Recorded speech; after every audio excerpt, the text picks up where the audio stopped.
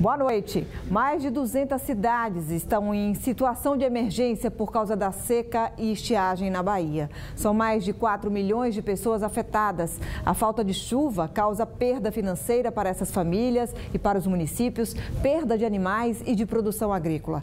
Qual é o plano de ação para minimizar os prejuízos e tentar resolver um problema que acontece todos os anos no estado? Eu converso hoje com o superintendente da Defesa Civil da Bahia, Paulo Luz. Boa noite, Paulo. Boa noite, Carolina. Vamos começar explicando um pouquinho essa situação da seca e da estiagem. Existem municípios hoje que estão em situação de emergência por causa da seca e outros por conta da estiagem. Qual é a diferença? A seca é um estado crônico da estiagem. Quando um período de chuva não ocorre, não acontece, aí é classificado como estiagem. Quando 2 períodos de chuvas que seriam para chover seguidamente não ocorrem, aí está caracterizada a seca. Ou seja, é um estado muito mais grave do que a estiagem.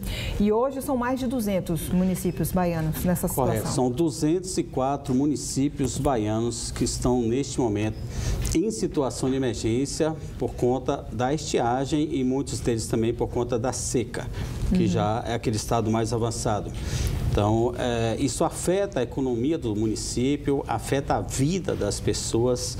É necessário a gente ter um atendimento emergencial, né? As políticas públicas voltadas para isso, para levar principalmente água para essas localidades, essas comunidades afetadas, seja com adutoras emergenciais, seja com a construção, abertura e instalação de poços artesianos e também, em último caso, com o atendimento via carro-pipa.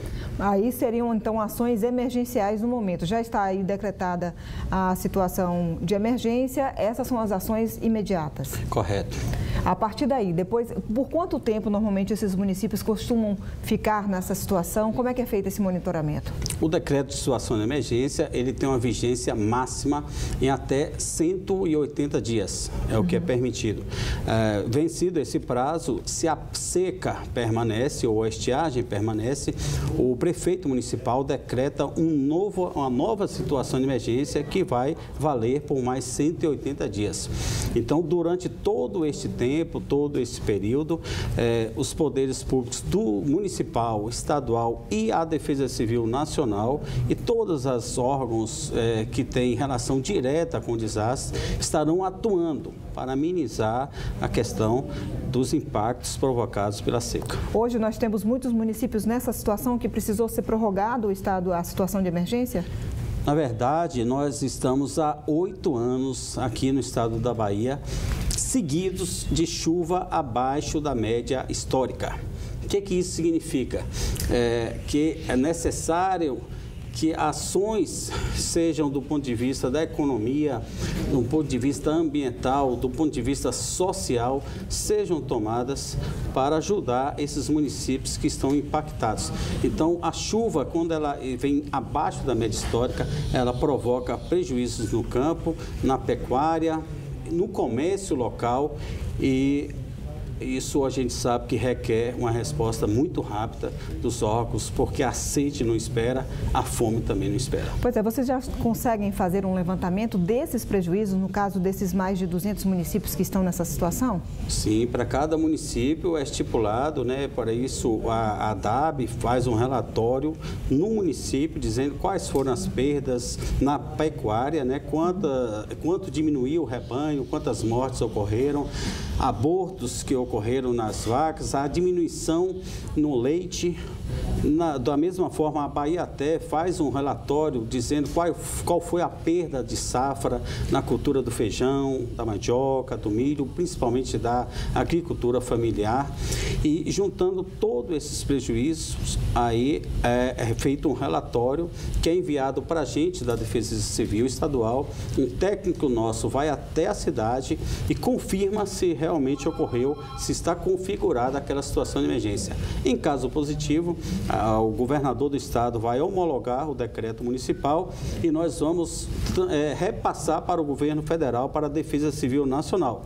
Lá é feita também uma avaliação, uma análise e, caso se confirme, o governo federal também vai reconhecer aquela situação de emergência. Mas, nesse momento, já se tem esse relatório, já se tem uma noção desse prejuízo por conta dessa situação, né? São mais de 200 municípios, é um número bastante expressivo.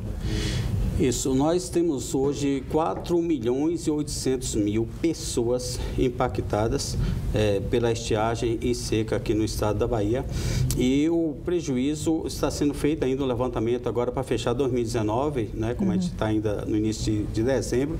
Eu não tenho ainda essa informação agora para dar do prejuízo do ano de 2019, mas em janeiro já saberemos, somando todos os meses, qual foi o prejuízo representado, mas é um prejuízo muito grande, posso te adiantar. Sem dúvida, porque é um prejuízo para as famílias que estão ali vivendo, como o senhor mesmo falou, até muitas vezes até fome mesmo chegam a passar, porque não tem o que colher, não tem o que plantar.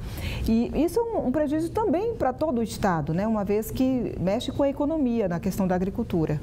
Sem dúvida alguma. É até bom você falar essa questão da fome, né? Se não fosse as políticas sociais desenvolvidas pelos governos, né? Sobretudo o governo federal de 2012 até hoje, né? Com a criação do programa Bolsa Família, da Bolsa Estiagem, programa do carro-pipa, das cisternas que foram instaladas, se não fosse todas essas políticas sociais, certamente estaríamos vivendo hoje uma tragédia no campo. E não estamos por conta disso. Nós estamos nos 10 anos mais quentes da história do semiárido baiano e os últimos 4 anos foram os mais quentes de todos. A temperatura se eleva a cada dia, a sensação térmica se eleva a cada dia, os mananciais secando, né? O lençol freático ele vem diminuindo o seu nível, isso dificulta inclusive captar água através de poço artesiano. Então é uma situação bastante séria, bastante difícil, mas que a gente vem, isso é uma determinação inclusive aqui na Bahia do governador Rui Costa, que todas as secretarias devem dar prioridade total para essa questão da dificuldade de água nas cidades e no campo. Vocês já percebem, por exemplo, justamente por conta dessa questão climática, essa mudança de temperatura, e municípios que antes não sofriam tanto com a estiagem, com a seca, agora estão sofrendo por conta disso? Vocês conseguem perceber isso? Sim, com certeza. Inclusive no sudoeste da Bahia, no sul do estado da Bahia, cidades que jamais precisou de carro-pipa passou a necessitar. No oeste do estado, da mesma forma. A região de Irecê, para a gente, é um exemplo assim, muito concreto. Irecê produzia feijão, exportava feijão para o Brasil inteiro. Hoje, por conta da mínima quantidade de chuva que cai naquela região, não é mais possível produzir feijão. Então, é muito marcante para a gente sabe que tem algumas regiões, como aquela região ali do norte do estado, Curaçá, Juazeiro, que já há muito tempo vem convivendo com secas muito intensas. Mas outras regiões que não sofriam com as secas, como, por exemplo, a minha cidade natal de Iguaí, onde eu nasci. Iguaí, em Tupi-Guarani, significa fonte de beber água, uma cidade com 600 nascentes, 180 cachoeiras, passou a secar os rios. Vários rios de Iguaí hoje estão secos por conta da reduzida quantidade de chuvas. Então, para a gente, lá do sudoeste da Bahia, onde eu nasci, é uma novidade a seca chegar até lá. Ou seja, o problema é muito grave, essa questão da temperatura, sem dúvida.